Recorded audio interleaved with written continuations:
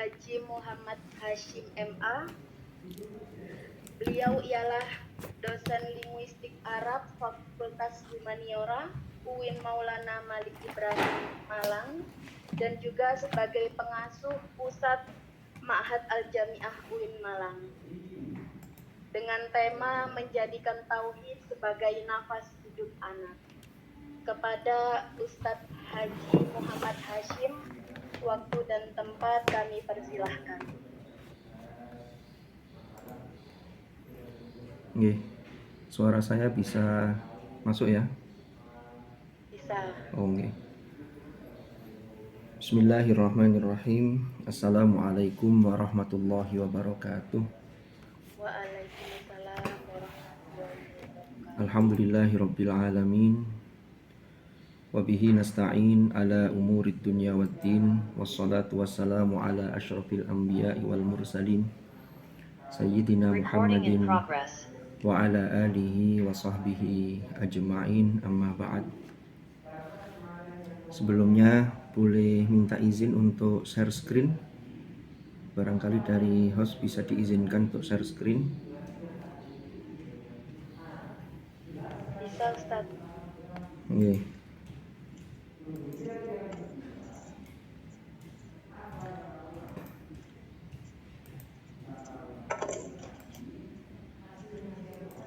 Ini belum bisa ini. Oh, sudah. Oke. Sudah ada share screen-nya? Sampun. Bismillahirrahmanirrahim. Al-Mukarramah yang terhormat, yang sama-sama kita taati, Umi Hajah Umi Fadilah selaku founder dari Little Camel School. Yang saya hormati Umi Afifah selaku ketua yayasan. Yang saya hormati para guru semuanya, terutama para pimpinan. Saya mohon maaf tidak hafal satu persatu, cuman yang tahu mungkin ada Abi Habibur Rahman dan juga para pimpinan semuanya, para Umi dan Abi, para guru di Little Camel Islamic International ya, School. Dan tak lupa para ayah bunda semuanya, wali santri Little Camel, yang mudah-mudahan senantiasa mendapatkan rahmat dan pertolongan dari Allah Subhanahu wa Ta'ala. Para Zumiyun dan Zumiyat, hadirin dan hadirun dan hadirat, hadirin hadirat ini ya. Melalui Zoom ini, alhamdulillah pada pagi hari ini kita dipertemukan oleh Allah melalui Zoom dalam rangka mengadakan majelis ilmu, yang mana tema pada pagi hari ini adalah menjadikan tauhid sebagai nafas hidup anak. Sesungguhnya saya dan panjenengan ini sama-sama harus terus belajar sebagai orang tua, karena menjadi orang tua itu sesungguhnya adalah kita ini berada dalam kehidupan yang nyata dan mempersiapkan generasi berikutnya, yang mana kita ini harus terus belajar untuk mengupgrade diri kita. Saya yakin para ayah bunda yang hadir di majelis Zoom ini semuanya sudah banyak yang sering mengikuti kegiatan-kegiatan seperti parenting dan lain sebagainya. Mulai dari yang bagaimana Islam ini mengajarkan parenting, menjadi orang tua yang baik, menjadi orang tua yang bisa membimbing amanah kita, putra-putri kita yang diamanahkan oleh Allah kepada kita. Atau yang dari sudut pandang teori-teori para ilmuwan, jadi hasil observasi, penelitian dan lain sebagainya. Ini saya yakin para Abi dan Umi dan juga para wali santri, para ayah bunda ini semuanya sudah banyak yang berpengalaman. Sehingga hari ini sesungguhnya ya kita sharing aja. Karena kan saya ini sesungguhnya juga sama dengan panjenengan. Itu juga masih belajar terus untuk menjadi bagaimana orang tua yang setiap hari semakin baik kualitas diri kita dan juga bagaimana pola pengasuhan terhadap putra-putri kita. Kan ngoten. Saya sendiri ini sekedar informasi atau perkenalan. Saya ini diamanai 3 orang putra. Jadi 3-tiganya ini laki-laki. Jadi putra saya, anak saya yang Mbah Harap ini sekarang kelas 2 atau kelas 8 MTS ya, kelas 2 SMP itu. Sedang belajar di Pondok Pesantren Madrasatul Quran di Tebu Ireng. Lalu adiknya ini TKB, adiknya lagi PAUD, baru akan masuk TK. Jadi memang dinamika anak-anak kita ini setiap hari menjadikan kita sebagai orang tua itu harus selalu belajar dan belajar. Sekarang kita sebelum masuk ke materi, saya ingin menyampaikan satu ayat di dalam Al-Quran, yaitu tepatnya di dalam surah Al-Ankabut ayat 41. Allah berfirman, A'udzu billahi minasyaitonir rajim. Mathalul ladzina ittakhadhu min dunillahi awliya'a kamathalil ankabut ittakhadhat baita wa inna awhanal buyuti labaitul ankabut law kanu ya'lamun. Terjemahan dari ayat ini, Allah memberikan perumpamaan kepada kita, mathalul ladzina ittakhadhu min dunillahi awliya. Jadi perumpamaan orang-orang yang menjadikan pelindung atau menjadikan sesembahan selain Allah atau selain Allah dijadikan sebagai pelindung, itu sama seperti laba-laba. Laba-labanya yang ittakhadhat baita. Laba-laba itu membuat sarang. Lalu lanjutannya, wa inna auhanal buyut labaitul ankabut. Sesungguhnya yang paling lemah, jadi rumah yang paling lemah itu adalah labaitul ankabut, yaitu sarang laba-laba. Laukanu ya'lamun, seandainya mereka mengetahui.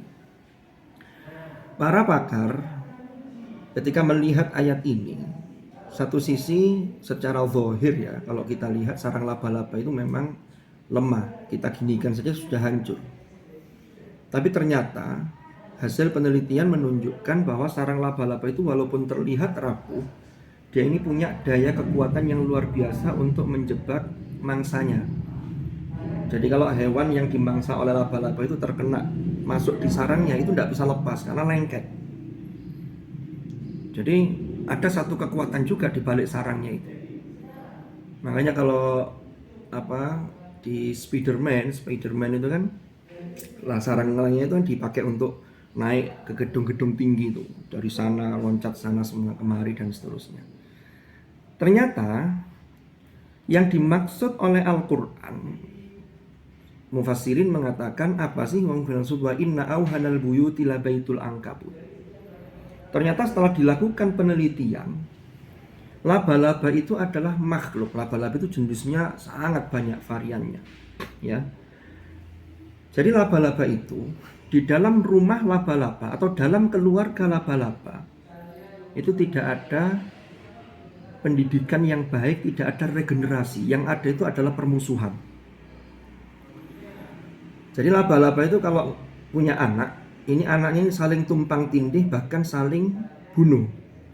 Lalu kemudian laba-laba jantan dan laba-laba betina, kalau yang laba-laba betina itu sudah punya anak dari si jantannya laba-laba itu, maka seringkali laba-laba yang jantan itu ditikam sehingga mati. Sehingga di situ tidak ada regenerasi yang baik, bagaimana mengisi generasi berikutnya itu dengan hal-hal yang baik. Makanya disebutkan wa inna auhanal buyut labaitul ankabut. Ini dalam surah Al-Ankabut ayat 41. Rasulullah Shallallahu Alaihi Wasallam itu sudah memberikan garis bahwa yang diusung itu sesungguhnya bagaimana rumah itu menjadi apa yang disebut Rasulullah itu baiti jannati. Rumahku adalah surgaku. Artinya apa? Kita tahu bahwa surga itu bermakna surga yang nanti kelak di akhirat, atau surga itu taman atau apapun lah. Itu juga jannah. Maka harapannya di rumah itu siapapun yang menjadi anggota keluarga itu tentunya merasa nyaman di rumah. Jangan sampai ada anggota keluarga apalagi anak itu yang kemudian di rumah tidak kerasan. Ini yang nanti berbahaya, akan mencari pelampiasan di luar, mencari teman curhat di luar. Ya, ini yang kadang-kadang kemudian muncullah masalah-masalah sosial. Ini seringkali dimulai dari keluarga. Keluarganya dimulai dari mana? Dari pola asuh orang tua.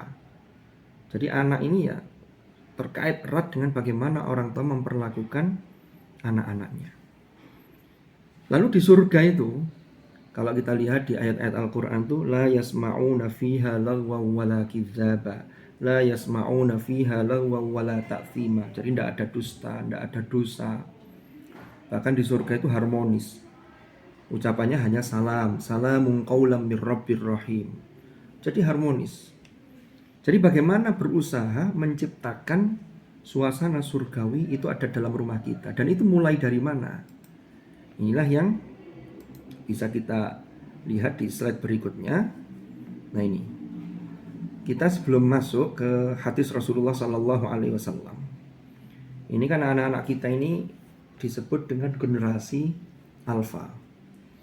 Nah mereka ini terlahir kisaran tahun mulai awal 2010-an sampai pertengahan 2020. Nah anak generasi alfa ini kan kita tahu ini anak-anak dari generasi milenial. Orang tuanya ini generasi milenial. Ya, ini mereka ini akrab dengan teknologi, tapi mereka ini di sisi yang lain itu punya kesempatan sekolah dan belajar yang lebih banyak, sehingga ini harapannya menjadi generasi yang paling terdidik. Inilah yang sesungguhnya peluang sekaligus tantangan kita sebagai orang tua. Ya, nah generasi milenial itu dididik oleh generasi sebelumnya. Jadi bapak dan ibu, ayah dan bunda sebagai orang tua, ini ketika menikah, ini kan masing-masing itu membawa ranselnya masing-masing. Yang ransel itu isinya pengalamannya ketika dulu dididik oleh orang tua kita. Alhamdulillah zaman sekarang ini kan parenting ini sudah banyak, kita sudah sering ikut. Tinggal pengetahuan itu bagaimana kita amalkan itu tentunya harus ada usaha yang sungguh-sungguh. Kita mau meletakkan ransel kita mana yang baik dari parenting yang sudah kita ikuti itu kita ikuti. Kalau yang dulu ada yang baik dari orang tua kita sebagai generasi milenial, ya gitu kita pakai. Tapi kalau ada yang tidak baik, sekali lagi, tapi kita jangan pernah menyalahkan orang tua kita. Karena orang tua tetaplah orang tua yang harus kita hormati. Kan? Jadi ini tantangan kita. Nah sekarang harus mulai dari mana? Rasulullah bersabda, ini diriwayatkan atau diceritakan oleh istri beliau Sayyidah Aisyah radhiyallahu anha. Qala Rasulullah sallallahu alaihi wasallam. Kata Rasulullah begini, khairukum li ahli wa ana khairukum li ahli. Sebaik-baik kalian adalah orang yang paling baik memperlakukan terhadap istrinya, terhadap keluarganya. Dan aku adalah orang terbaik yang memperlakukan istriku dan keluargaku. Ini terjemahannya.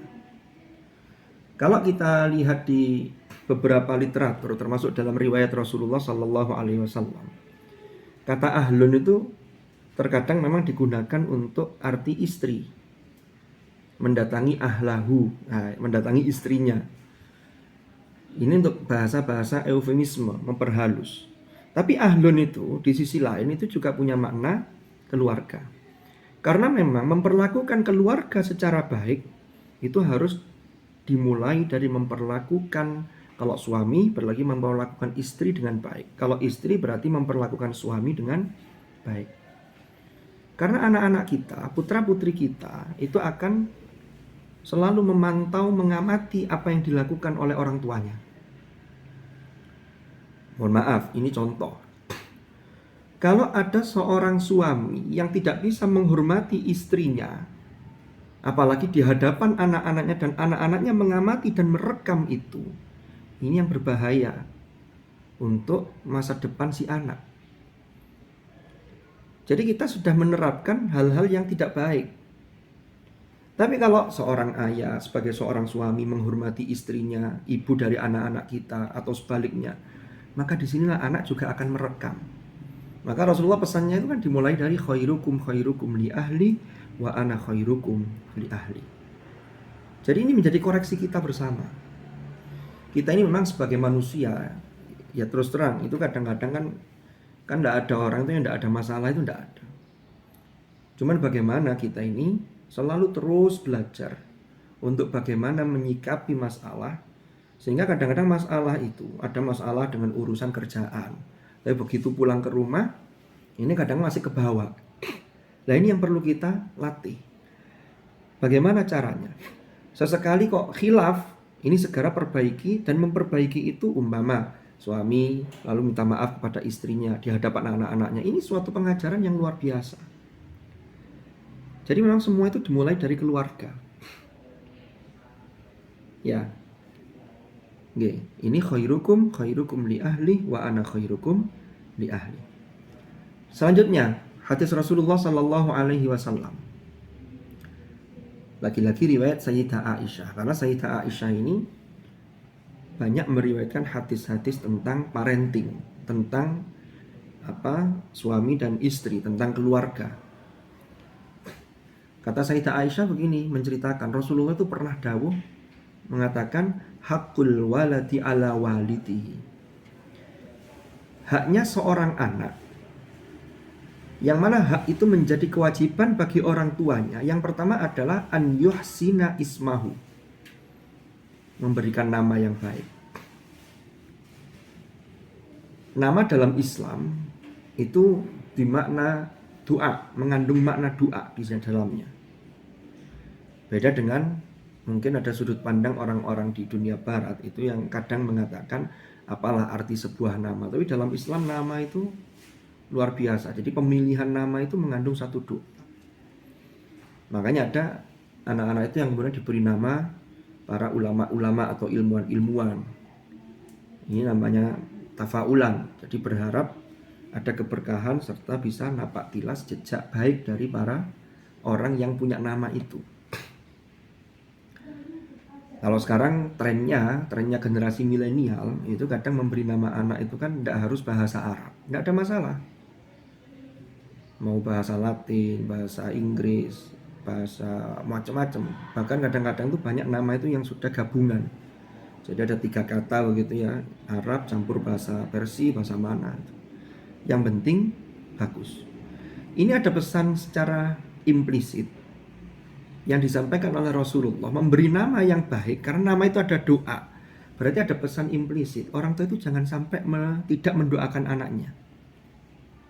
Ini pesan implisitnya dibalik an yuhsina ismahu. Lalu yang kedua, wa yuhsina murdi'ahu.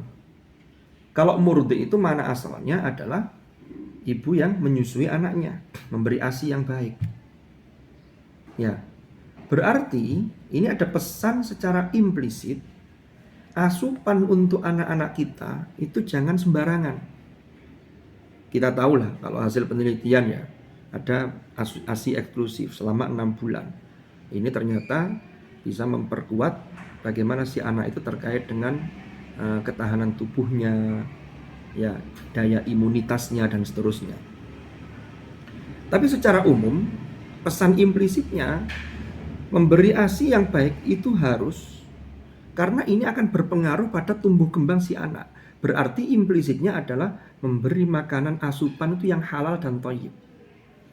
Jangan sampai memberi sesuatu kepada anak kita, mohon maaf, dari sesuatu yang tidak halal. Baik dari sisi tata caranya atau dari sisi materialnya. Kalau materialnya yang nggak halal jelas, itu sudah banyak makanan-makanan yang diharamkan. Tetapi yang sering terjadi kadang-kadang nggak sengaja, apalagi kalau sengaja jangan sampai. Itu yang prosesnya, proses perolehannya itu tidak bisa dipertanggungjawabkan kehalalannya. Ada kecampuran syubhat, ini harus hati-hati. Lalu yang ketiga, wa yuhsina adabahu, memberikan pendidikan karakter yang unggul.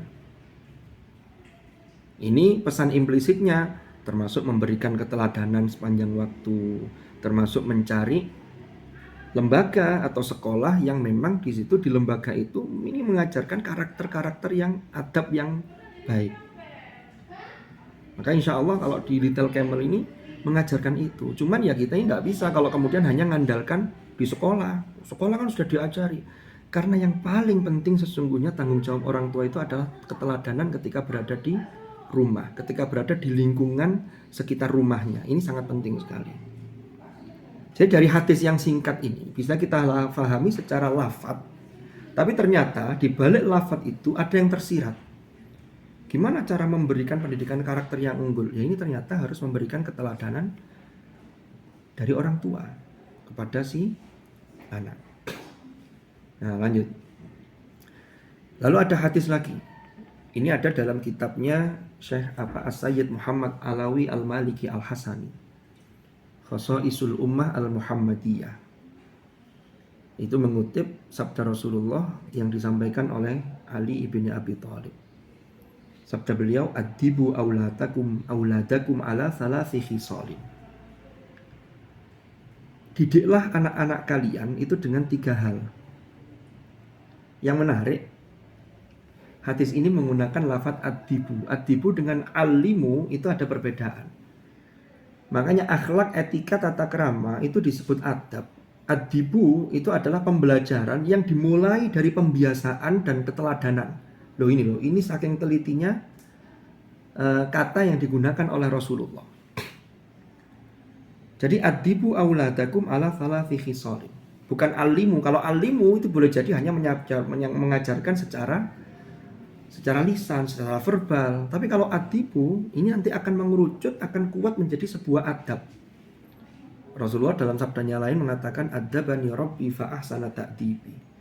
Allah yang membriefing saya, mendidik saya, maka menjadi baiklah etika atau akhlakku.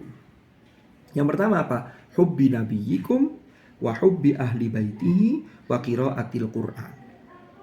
Mencintai Nabi Muhammad. Ya. Ini termasuk kalau kita syahadat itu kan ada 2 syahadatain. Yang pertama adalah kita bersaksi bahwa tiada Tuhan selain Allah. Ini ketauhidan. Tapi iman seseorang itu baru sah kalau dia juga meyakini bersyahadat bahwa Rasulullah Muhammad adalah utusan Allah. Wa hubbi ahli baitihi, mencintai keluarganya Kanjeng Nabi. Lalu yang ketiga wa qiraatil Qur'an, membaca Al-Qur'an. Walaupun nanti ada perbedaan, perdebatan ada yang mengatakan qiraah itu tidak lain ya menghafal Al-Qur'an, tapi tentunya dengan bacaan yang baik. Fa inna hamalatal Qur'an fi dhillillah yauma la dhilla illa dhillu ma'a anbiya'ihi wa asfiyaihi. Karena sesungguhnya orang yang hamalatal Qur'an, menghafal Qur'an, Qur'annya dijunjung tinggi, mulai dari lafadznya, maknanya, isi kandungannya dilaksanakan, itu nanti akan berada fi dhillillah, di bawah naungan Allah, di mana ketika hari itu la dhilla illa dhillu, tidak ada naungan kecuali naungan Allah. Ini di padang mahsyar ini. Nah ini hadis-hadis ini memotivasi kita, karena jadi orang tua itu memang harus selalu belajar. Kalau kita ini sudah berhenti belajar, maka ya berhenti jadi orang tua. Na'udzubillah. Jadi dari manapun sumber, yang penting itu baik kita lakukan. Karena sesungguhnya yang paling penting itu bukan seberapa banyak pengetahuan kita tentang parenting, bagaimana menjadi orang tua yang baik, tapi sejauh mana yang sudah kita amalkan, yang sudah kita usahakan. Itu butuh kita kadang harus meletakkan ego kita. Ketika dari pasangan kita, dari ayah, dari suami kita, dari istri kita mengingatkan kita, oh iya ya, maka kita harus meletakkan ego kita, termasuk tidak merasa tidak sungkan atau tidak merasa ini untuk minta maaf, tidak gengsi untuk minta maaf. Itu juga pengajaran buat anak-anak kita. Nah sekarang saya sebelum masuk materi lebih jauh, kami ingin menyampaikan sesungguhnya kedudukan anak dalam keluarga itu bagaimana menurut pandangan Islam berdasarkan riwayat-riwayat dan ayat-ayat Al-Quran. Rasulullah dawuh bersabda, Arba'un min sa'adatil mar'i. Ada 4 hal yang itu menjadikan kebahagiaan seseorang. Yang pertama, antakuna zaujatuhu salihatan. Apabila istrinya itu adalah istri yang solih, atau kalau diartikan pasangan. Berarti kalau suami punya istri yang solihah, kalau istri punya suami yang solih. Solih ini tidak stagnan, tapi harus selalu di-upgrade. Nah, makanya perlunya komunitas-komunitas yang baik itu agar kita selalu mengupgrade kesalehan kita. Kalau kita sendirian, ini kadang-kadang naik turun. Kadang sregep, kadang enggak. Tapi kalau kita ketemu di majelis ilmu, kita koreksi diri kita, iya yo aku kurangin dek ini, kita menyadari ini akan mengupgrade. Yang kedua, wa auladuhu abroro. Anak-anaknya berbakti dan berperilaku baik. Anak-anak yang selalu melakukan kebaikan. Siapapun orangnya, apapun background pendidikannya, baik pernah di pesantren atau tidak, saya yakinnya tidak ada yang tidak ingin anaknya menjadi anak soleh. Pasti semua ingin. Yang tidak hafal Quran, ingin anaknya hafal Quran. Hafal Quran, bahasa internasionalnya jalan, bahasa Inggris, bahasa Arabnya oke. Ini kan harapan kita semua. Kenapa kok harus bahasa Inggris?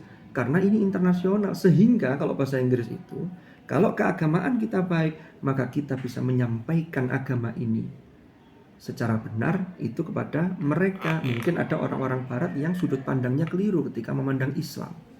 Nah itu siapa yang menjelaskan kalau bukan putra-putri kita yang di Little Camel ini. Wa khulaqa'uhu shalihin. Teman-teman sepergaulannya itu orang-orang solih semua. Jadi kalau lihat anak-anak kita sholat jamaah bareng, ini kan adem, qurrata a'yun. Yang keempat, wa an yakuna rizquhu fi baladihi. Apabila rizkinya itu berada di tempat tinggalnya. Itu memang menjadikan orang lebih bahagia. Tetapi kalau ada orang yang ditakdirkan umpama harus nyari uang dan itu berpisah dari keluarga agak jauh, tapi tetap ketika berkumpul dengan keluarga, jangan sampai kehilangan momen-momen kebersamaan. Jadi bagaimana me time dengan keluarga kita, dengan anak-anak kita. Ya kan orang itu kan takdirnya kan beda-beda. Ada yang memang cukup di Indonesia saja, tidak usah jauh-jauh. Maka ini kata Rasulullah itu min sa'adatil mar'i, itu termasuk yang bisa membuat orang bahagia. Walaupun yang jauh juga tidak menutup kemungkinan bisa bahagia, tidak ada masalah. Oke, lanjut.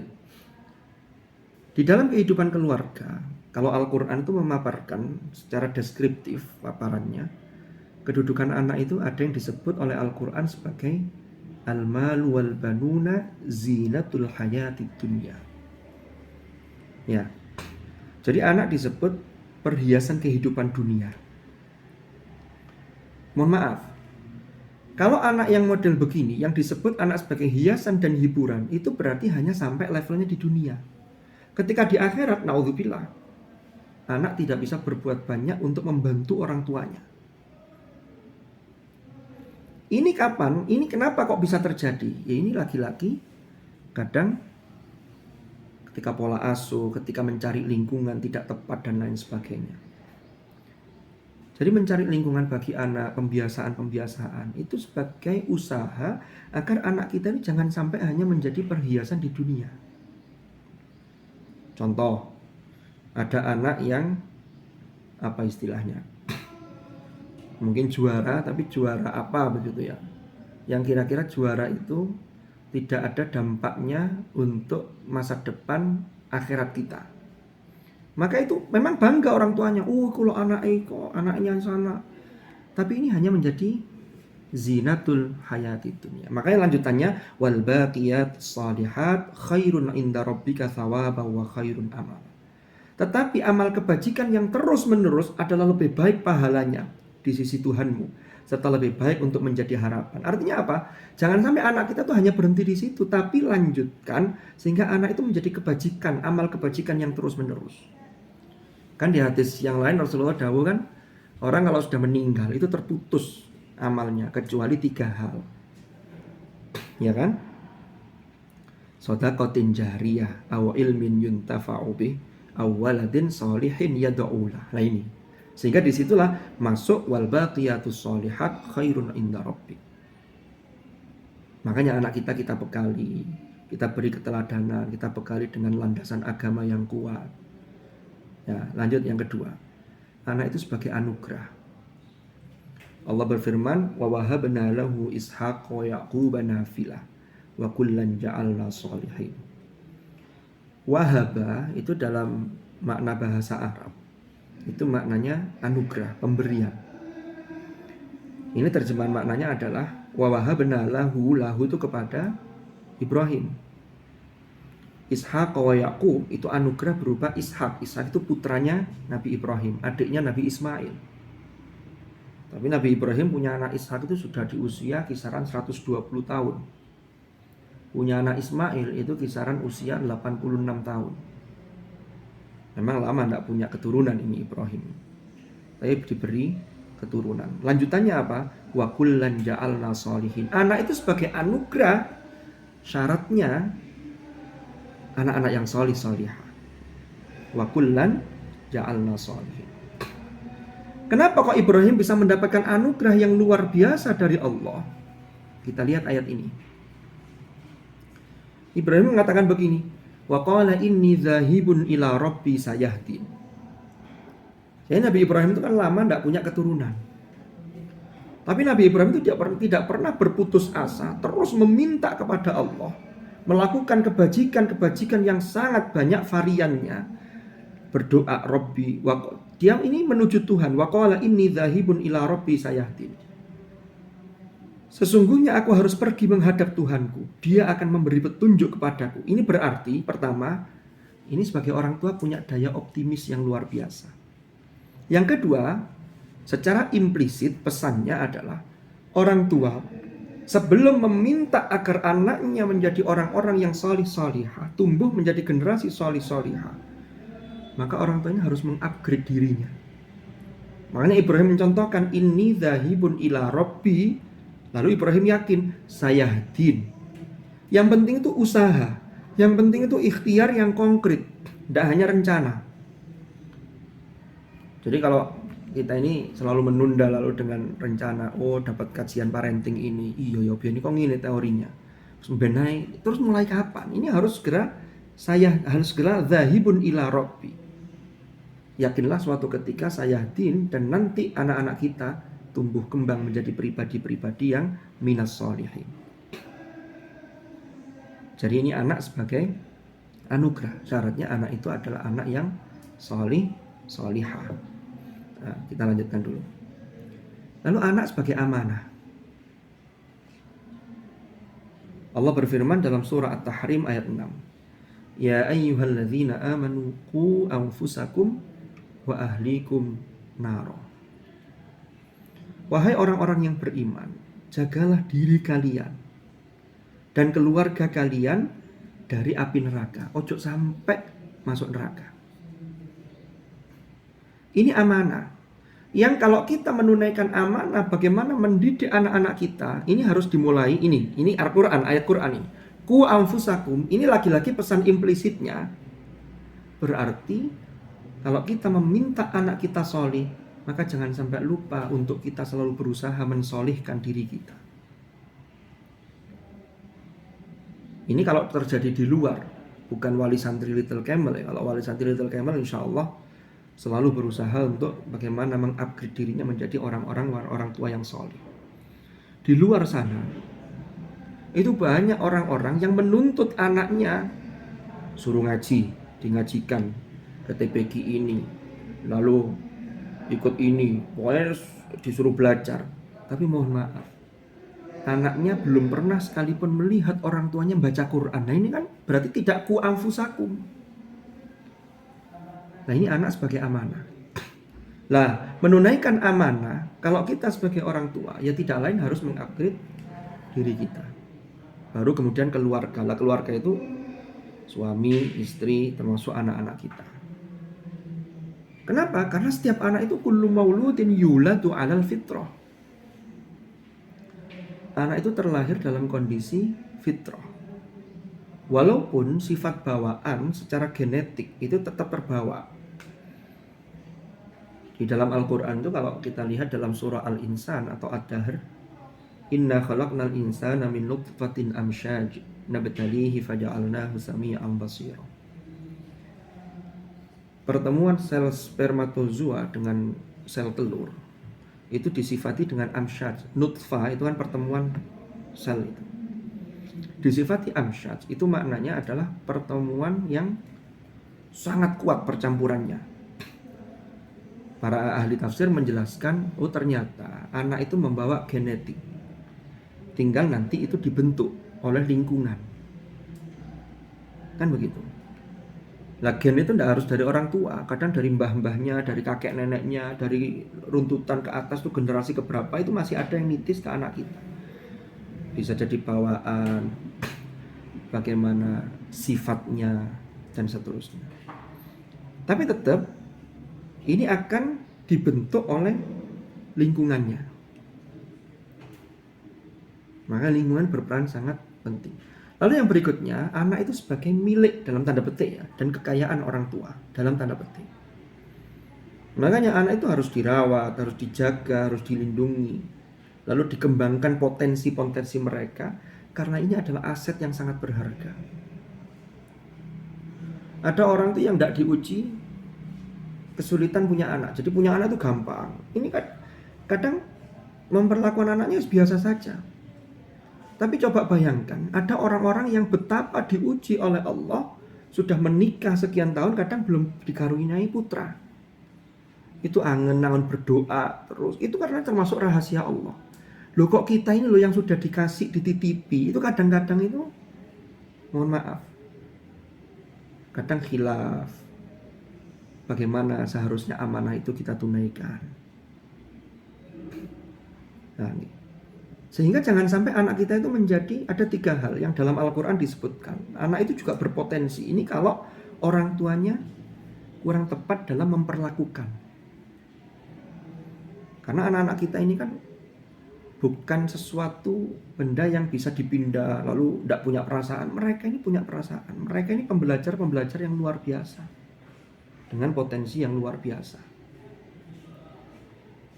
Yang pertama, wa'lamu annama amwalukum wa auladukum fitnah wa annallaha indahu ajrun 'azim. Ya. Ketahuilah bahwa hartamu dan anak-anakmu itu sebagai cobaan. Dan sesungguhnya di sisi Allah ada pahala yang besar. Jadi kalau ini disebut sebagai ujian, maka kalau kita ini lulus, sukses mendidik anak kita, maka ada pahala yang besar. Kan pembiasaan anak dari keteladanan itu kan butuh perjuangan dan pengorbanan dari orang tua. Ya, memberi keteladanan. Kadang anak itu nyeplos apa, mengkritik kita. Itu kadang kalau orang tua tidak mau meletakkan egonya, itu tetap mendebat. Oh enggak begini. Padahal seharusnya kalau kita menyadari, iya tadi ayah salah. Ya sudah, minta maaf. Insya Allah kedepannya akan ayah perbaiki, berusaha terus. Karena kita ini juga manusia. Kita ini jangan sampai melihat, umpama begini. Anak itu kan sudah takdirnya dari sana. Jangan. Tetapi kita harus optimis. Dengan keteladanan dari orang tua, ini nanti akan membentuk menjadi pribadi, anak-anak pribadi yang solih-solihah. Ya walaupun setiap orang itu ujiannya akan berbeda-beda satu sama lain. Yang kedua, anak itu berpotensi, itu menjadi penghalang mengingat Allah bagi orang tuanya. Surah Al-Munafikun ayat 9. Ya ayyuhalladzina amanu la tulhikum amwalukum wala auladukum an dzikrillah. Wa may yaf'al dzalika fa ulaika humul khasirun. Yang ketiga, anak itu berpotensi juga menjadi musuh bagi orang tuanya. Nauzubillah. Ya ayyuhalladzina amanu inna min azwajikum wa auladikum aduwwan lakum fahdharuhum. Berhati-hatilah. Lah berhati-hati inilah termasuk ada pesan-pesan secara implisit bagaimana pola asuh terhadap anak-anak kita ini jangan sampai salah. Jadi terus belajar. Nah, sekarang tadi kan kita sudah membahas bahwa siapapun kita, apapun latar belakang kita pasti memimpikan anak soleh sebagai idaman kita, sebagai orang tua. Guru juga begitu, menginginkan murid-murid kita ini di samping pinter secara IQ, tapi juga kecerdasan spiritual dan emosional juga terasah. Jadi anak soleh itu kumpulan dari ini. Nah, indikatornya apa? Pertama, mengerti dan yang pertama adalah mempunyai keimanan yang kuat dan benar, terutama keyakinannya kepada Tuhan dan bersih dari kesyirikan. Ini mulai penanaman ketauhidan. Nanti di slide berikutnya akan caranya gimana, langkah-langkahnya itu nanti coba akan kita sharing bersama terkait dengan itu. Landasannya mana? Dari ayat Al-Quran surah Luqman. Wa il qala Luqmanu libnihi wa huwa ya'idhuhu ya bunayya la tusyrik billah inna syirka la zulmun azim. Nasihat secara verbal itu tetap diperlukan, tetapi diiringi dengan contoh-contoh konkret dan pembiasaan. Itu akan lebih mengena. Jangan sampai jadi orang tua itu hanya nasihat, tapi orang tua sendiri lupa untuk mengupgrade dirinya, lupa untuk memberikan pembiasaan baik. Ini akan menjadi catatan bagi si anak. Jadi yang pertama, indikator anak soleh itu keimanannya kuat. Lanjutannya, termasuk indikator yang berikutnya, itu mengerti dan memiliki komitmen yang tinggi terhadap ajaran-ajaran agama Islam, ajaran agamanya. Dasarnya mana? Allah berfirman, Ya Yahya khudhil kitaba biquwwah wa atainahul hukma sabiyya. Wahai Yahya, ambillah atau pelajarilah kitab itu dengan sungguh-sungguh. Kalau sudah ada keseriusan dan ini dimulai dari orang tuanya, insya Allah akan membukakan hikmah, akan mengajarkan hikmah. Dan kalau Nabi Yahya dalam konteks ini memang beliau diangkat jadi nabi sejak kecil. Jadi yang paling penting itu bagaimana pembiasaan itu laki-laki. Yang berikutnya, mempunyai ketaatan menjalankan ibadah dan kepatuhan terhadap ajaran-ajaran Allah, ajaran Tuhan. Wahanana min ladunna wa zakah. Nah ini, kami jadikan rasa kasih sayang kepada sesama. Ada lafaz hanana min ladunna. Maka pembiasaan bagaimana saling mengasihi, saling menyayangi di dalam keluarga itu menjadi hal yang sangat urgent, sangat penting sekali. Wa kana taqiyya. Kan tadi sudah kita bahas ya. Jadi kalau ada orang tua yang mohon maaf sering bertengkar suami istri di rumah, dilihat oleh anak-anaknya, ini menjadi tidak sehat. Sehingga rasa kasih sayangnya ini akan berbalik. Menjadi di situ yang disemai nanti kebencian, naudzubillah. Nah, ada lagi ayat Ya bunayya aqimis salata wa'mur bil ma'ruf wanha 'anil munkar wasbir 'ala ma asabak inna dzalika min azmil umur. Wahai anakku, laksanakanlah salat, dirikanlah salat, dan perintahkanlah kepada manusia untuk berbuat yang ma'ruf dan cegahlah dari yang mungkar. Ini kalau sudah diperintah keluar, berarti di dalamnya pondasinya sudah kuat. Jadi dimulai dari ketaatan menjalankan ibadah, patuh terhadap ajaran Islam, barulah kemudian ini ada action keluar untuk ngajak orang menjadi baik. Jadi aqimis shalah wa'mur bil ma'ruf. Wasbir 'ala ma asabak. Ada ketahanan apapun yang terjadi. Karena anak-anak kita ini harus diajarkan segala kemungkinan-kemungkinan yang akan terjadi. Maka mengasah kesabaran mereka itu juga sangat penting. Inna dzalika min azmil umur. Yang demikian itu termasuk perkara yang penting. Ini nasihat termasuk rangkaian nasihat Luqman Al-Hakim terhadap putra beliau. Nah, sekarang kita lanjut.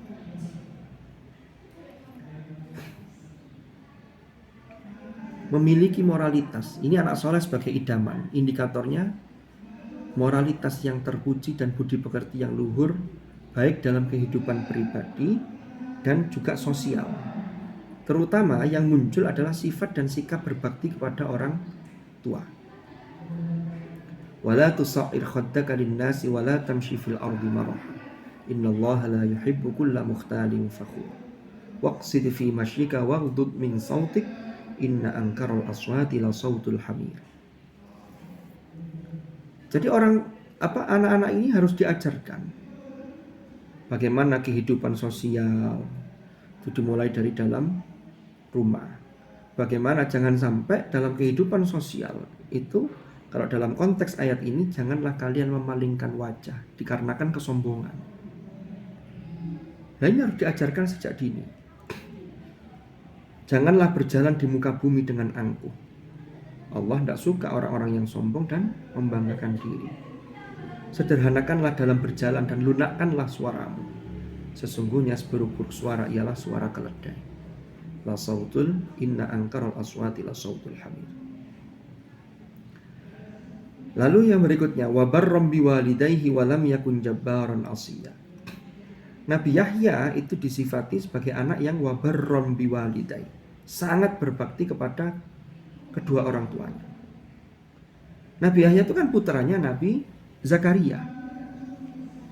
Kita tahu Nabi Zakaria itu ketika dianugerahi oleh Allah seorang putra yang bernama Yahya, itu usianya sepuh, usianya sudah tua. Makanya di awal surah Maryam itu Allah menjelaskan dzikru rahmati rabbika abdahu Zakaria idnada rabbahu nidaan khafiyya. Lalu berdoa, isi doanya qala rabbi inni wahanal 'azmu minni washta'ala ar-ra'su syaiba wa lam akum bidu'aika rabbi syaqiyya. Rahmat Allah itu luas. Kita tuh harus optimis. Jangan sampai orang tua itu ketika melihat anaknya hari ini, anak-anak kita yang usia-usia SD, lalu melakukan mohon maaf yang dalam pandangan orang tua itu disebut kenakalan, karena sesungguhnya kenakalan itu tidak ada anak nakal itu. Hanya memang mereka ini belum tahu. Makanya tidak boleh melabeli anak, kamu kok nakal, ini jangan sampai. Kalau ada pendidikan model pendidikan tempo dulu yang ngomong begitu, kok nakal, sudahlah yang lalu biarlah berlalu. Tapi kalau kita dulu pernah mendapatkan stigma itu dari orang tua kita, janganlah kemudian diterapkan ke anak kita. Ini nanti akan tasalsul. Tasalsul itu ini lingkaran yang tidak pernah selesai. Jadi anak itu harus bagaimana ada perhatian yang tulus, bahkan sentuhan, bahkan pelukan terhadap anak itu punya arti yang luar biasa. Ini bisa membentuk jiwa anak ini menjadi halus. Kita lihat Nabi Zakaria. Nabi Zakaria sebelum dikasih anak, itu beliau itu seseorang yang sudah sangat tua dan secara sunnatullah tidak mungkin punya anak. Tapi kan tidak ada yang tidak mungkin bagi Allah. Makanya ayat ini dibuka dengan kaf ha ya ain sad dzikru rahmati rabbika abdahu Zakaria. Ini kisah menyebutkan di dalam surat ini itu tentang rahmatnya Allah, rahmat Tuhan wahai Muhammad kepada hambanya yang bernama Zakaria. Rahmat itu harus didownload. Cara mendownloadnya gimana? Kita lihat Nabi Zakaria. Innada rabbahu nidaan khafiyya. Ingatlah ketika Nabi Zakaria itu selalu memanggil Allah, memanggil Tuhannya, bermunajat kepada Allah. Nidaan khafiyya itu dengan panggilan yang samar, panggilan yang lirih. Khafiyya. Para ahli tafsir itu menafsirkan khafiyah itu dari dua sisi. Yang pertama, boleh jadi Zakaria itu orang yang senantiasa beribadah dan berdoa kepada Allah ketika makhluk yang lain ini tidur. Kenapa? Karena itu adalah khafiyah. Berarti ruang dan waktu sepi. Karena yang doa, antara yang doa yang bermunajat dengan yang tidur, banyakan yang tidur. Seperti malam terakhir. Ada yang mengatakan begini, Nabi Zakaria itu penuh etika, akhlak yang luar biasa kepada Allah. Sehingga dia penuh daya optimis dan mintanya itu tidak teriak-teriak, tapi dengan etika yang baik, khofiyah. Nidaan khofiyah. Lalu dalam doanya, itu tidak pernah menyalahkan Tuhan. Qala rabbi inni wahanal azmu minni. Ya Allah, inni wahanal azmu minni. Washta'ala ar-ra'su syaiba.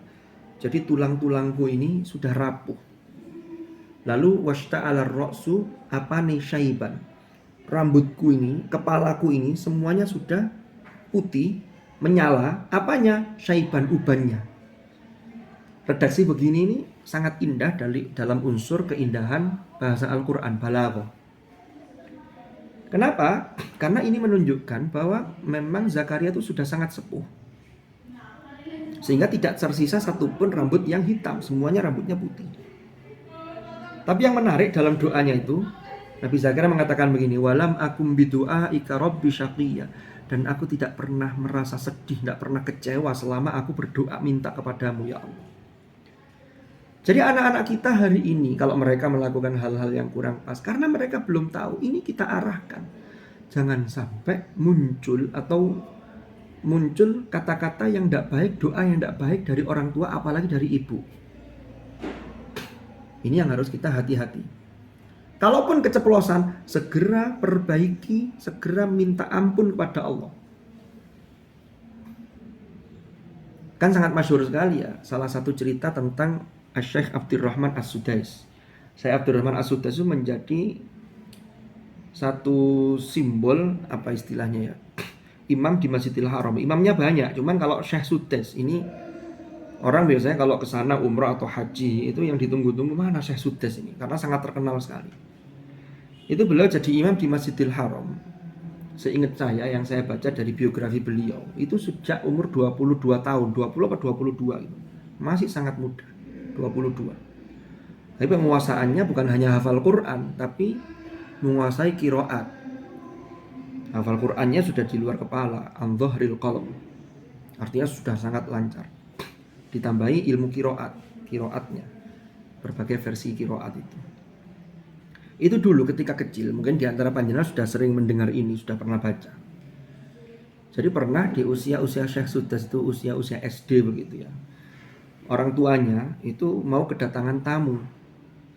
Akhirnya menyiapkan jamuan makan. Di meja makan sudah penuh dengan jamuan makan. Tiba-tiba Syekh Sudais kecil ketika itu datang, lalu di atas makanan tuh oleh dia ditaburi pasir. Coba bayangkan. Jadi mau ada tamu, sudah siap masak-masak, sudah siap di atas hidangan-hidangan di atas meja makan, itu ditaburi pasir. Ibunya marah. Tapi dalam kemarahannya itu sang ibu bilang, Sudais, kamu mudah-mudahan jadi imam di Masjidil Haram. Ternyata Allah kabulkan itu. Makanya jangan sampai kalaupun kita ini sesekali marah, tapi tetaplah marah yang proporsional. Kalaupun kita ini khilaf, maka segera kita memperbaiki diri, segera kita mendinginkan. Biasanya kalau orang tua, alhamdulillah kalau masih ada dua-duanya, ini bisa saling mengingatkan. Kalau ini yang berlebihan, maka istri kita ini harus mengingatkan. Jangan dua-duanya, kalau dua-duanya ini nanti bahaya kalau sampai tidak terkontrol. Jadi Nabi Zakaria itu luar biasa. Sehingga Allah anugerahkan Yahya. Karena memang ibadahnya luar biasa. Artinya kembali ke seperti Nabi Ibrahim tadi. Wa qala inni dzahibun ila rabbi sayahdin. Jadi harus dimulai. Dan kita berharap majelis-majelis seperti parenting model parenting Islam ya, bicara mengenai bagaimana pola pengasuhan anak dalam Islam, lalu secara penanaman tauhid seperti apa. Ini mudah-mudahan ketika kita mengikuti, menyimak begini, ini juga menjadi ilmu yang bermanfaat. Bagi saya juga menjadi pengingat untuk saya dan juga bagi panjenengan semua. Ini bagian dari bagaimana kita mengupgrade kesolehan kita, mudah-mudahan. Nah, ada ayat lagi, fabasyarnahu bighulamin halim. Ini runtutan ayat ini. Kalau panjenengan pirsani dalam surah As-Saffat ayat 101. Itu kan dimulai tadi kan, Wa qala inni dzahibun ila rabbi sayahdi rabbi habli minas sholihin. Lalu ayat 101-nya fabasyarnahu bi ghulamin halim. Di dalam Al-Qur'an, Nabi Ibrahim itu dianugerahi oleh Allah yang dalam surah As-Saffat itu bi ghulamin halim, disifati halim. Yang kalau di Al-Qur'an terjemah itu diartikan seorang anak yang sangat sabar, seorang anak yang penyantun. Ya. Ahli tafsir mengatakan siapa? Ini Ismail. Kalau ada di dalam surah Az-Zariyat, kalau Az-Zariyat itu ayatnya wabasyaruhu bi ghulamin alim, pakai ain. Malaikat diutus oleh Allah. Ini kan malaikat yang diutus mau ke tempatnya, wilayahnya Nabi Lut, mau menghancurkan negeri Sodom. Mampir pinarak di dalamnya Nabi Ibrahim. Itu di akhir juz 26 itu surah Az-Zariyat, bisa dibaca nanti. Disuguhi, disembelih no kambing, tidak mau dahar. Ternyata itu malaikat. Akhirnya dia ngomong kalau itu malaikat, lalu malaikatnya memberi kabar gembira kepada Nabi Ibrahim. Akan lahir seorang anak yang alim. Wabasyaruhu bi ghulamin alim. Apa bedanya halim dengan alim? Kalau halim, ini anak yang santun, anak yang sabar, anak yang benar. Kalau alim, anak yang cerdas, anak yang pinter. Nabi Ibrahim, baik Nabi Ismail dalam penafsiran yang halim dan alim dalam penafsiran ada yang menafsirkan ini Nabi Ishak. Karena Nabi Ishak itu kepintarannya itu diwarisi dari ibundanya, yaitu Sayyidah Sarah, Bunda Sarah. Nah, Nabi Ibrahim ketika dianugerahi anak yang halim itu tadi wa qala inni dzahibun ila rabbi sayahdi. Sehingga anaknya halim dan juga ada yang alim. Maka kita ini dengan mengupgrade diri kita, kita berharap mudah-mudahan Allah anugerahkan kepada kita putra-putri yang sholih-sholihah, yang halim sekaligus alim. Ini menjadi penting. Lanjutannya. Nah ini ayat yang tadi. Fabasyarnahu bi ghulamin halim. Lah seorang anak yang bisa ngerti unggah-ungguh, bisa memposisikan diri, ada orang tua yang butuh apa langsung anaknya cekatan, itu ternyata juga butuh yang namanya keteladanan. Ya kalau kadang anak itu ya begitu, tapi kan ini diasah, tapi ini akan mengendap dalam memori anak yang nanti ketika mereka dewasa, ini memori-memori akan terputar kembali dan itu akan dipraktekkan. Kan mendidik anak itu bukan masalah hari ini harus jadi hari ini, tapi ini investasi jangka panjang.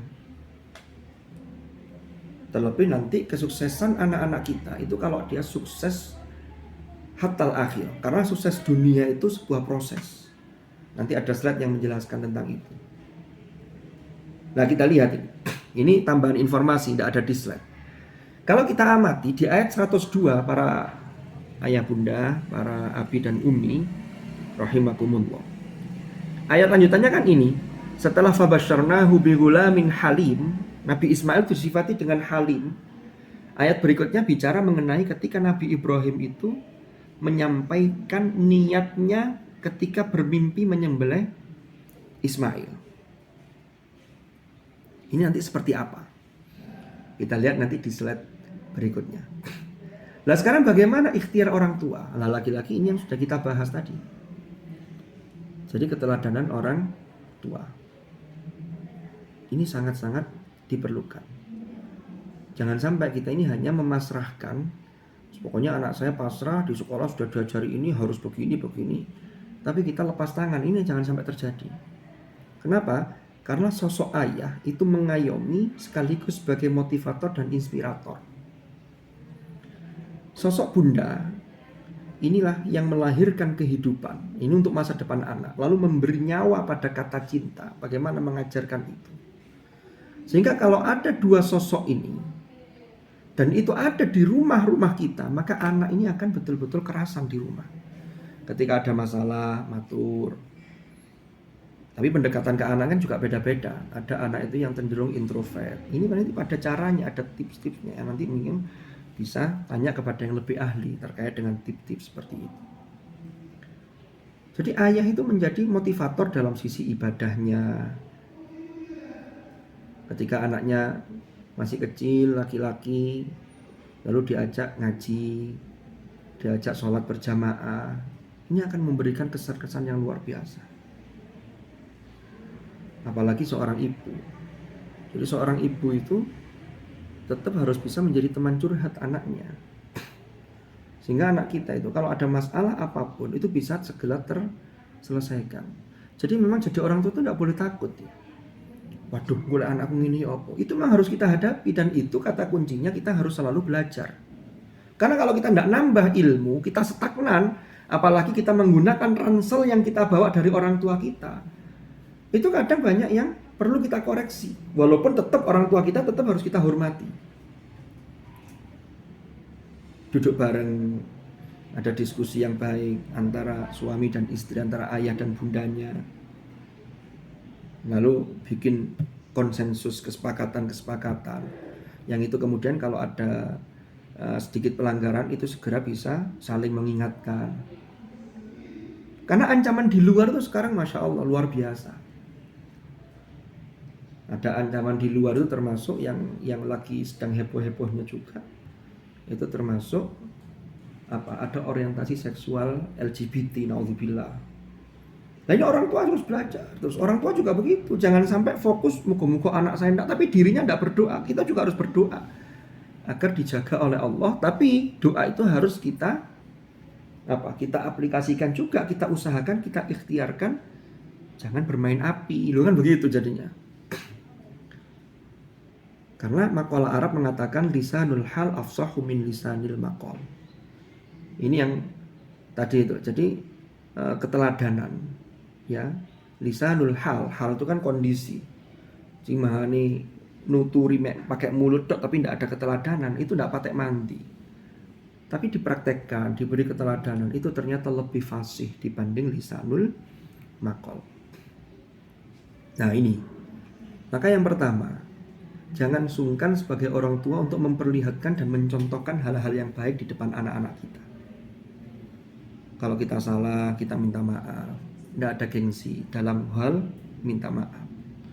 Lalu kalau kita ngaji, jangan hanya menuntut anak kita diberangkatkan ke TPQ tapi kita tidak pernah ngaji. Lalu membuat hal yang baik menjadi menarik. Bisa dengan sholat jamaah bersama, lalu setelah itu doa bersama. Ya pokoknya hal-hal yang di dalam rumah itu bisa kita jadikan untuk hal yang menarik bagi anak. Ada waktunya untuk membaca buku bareng-bareng, anaknya baca buku, kita juga baca. Jadi anak melihat, oh iya ya. Jadi ada pengajaran secara konkret. Lalu memberikan pengajaran dan pendidikan ini sesuai dengan kapasitas dan kemampuan anak. Ya, anak itu kan dunianya dunia bermain. Makanya sekarang itu muncul bagaimana pembelajaran itu menyenangkan. Maka caranya banyak. Bisa lewat media-media permainan yang di situ mengandung unsur-unsur edukasi, ada pendidikan di situ. Ini mereka akan sesuai dengan kemampuannya anak masing-masing. Jadi jangan sampai mohon maaf ya. Jangan sampai memaksakan anak itu untuk nuruti apa istilahnya? Obsesinya orang tua. Jadi orang tua niatnya bukan untuk bagaimana mendidik anak sesuai dengan kemampuan dan kapasitasnya, tapi memaksa anak agar nanti ketika ketemu temannya, orang tua bisa menceritakan, wah anakku loh, sekarang kelas 5 sudah bisa begini, hebat dia ini. Ya, itu boleh dileskan di sana sini, tapi tetap kita harus mempertimbangkan banyak sisi. Jangan hanya niatnya, mohon maaf, jangan hanya niatnya untuk bangga-banggaan saja. Lalu memberikan apresiasi kepada anak ketika sudah berhasil melewati satu tantangan atau ada permasalahan kita uji. Jangan lupa apresiasi. Karena apresiasi kan tidak harus materi. Ada kata-kata pujian. Ya, ada kata-kata membangun. Kalau mereka gagal, jangan lalu dijustifikasi. Allah ngini ya gak iso. Itu kan dulu, mohon maaf. Orang tua dulu itu banyak yang begitu. Allah ngini gak entos. Kalau orang Jawa bilang begitu, ngini kok gak iso. Karena ini sesuai dengan kemampuan mereka. Kita ajari, ayo ya, sesekali ini saya ajari, nanti lain kali ini sudah bisa sendiri kan, gini latihan. Kalau ngajak untuk baik, itu coba dengan bahasa-bahasa yang baik seperti berapa menit lagi, sekian menit. Nah ini termasuk mengajari anak untuk menepati janji. Kalau anak bilang 10 menit lagi, ya guys 10 menit. Sudah 10 menit ingatkan, loh ini sudah 10 menit lagi. Daripada dengan, ayo sekarang, ayo berangkat sekarang. Ini anak kadang-kadang berontak kalau yang terjadi begini. Jadi harus ada disonding dulu sebelum melakukan sesuatu. Kan anak itu butuh mencerna. Jangan lupa apresiasi. Jangan sampai kita ini hanya memberikan hukuman ketika anak tidak disiplin, tapi apresiasinya lupa. Nah kalau bisa hukuman juga bukan asal sembarang hukuman kan. Ternyata hukuman itu yang isinya juga apresiasi, tapi bagaimana itu kalaupun ada hukuman tetap ada unsur yang mendidik. Bukan hukuman-hukuman yang sifatnya fisik yang membahayakan, naudzubillah. Lalu mengajarkan akhlak mulia berlandaskan kasih sayang. Ini penting sekali. Itu dimulai dari keluarga, dimulai dari kedua orang tua, dimulai dari pribadi masing-masing ayah dan bundanya. Karena kan suami istri itu dimulai dari dua pribadi, lalu bersatu menjadi ayah dan bunda. Makanya kita ini harus berusaha mengupgrade diri kita, lagi-lagi itu.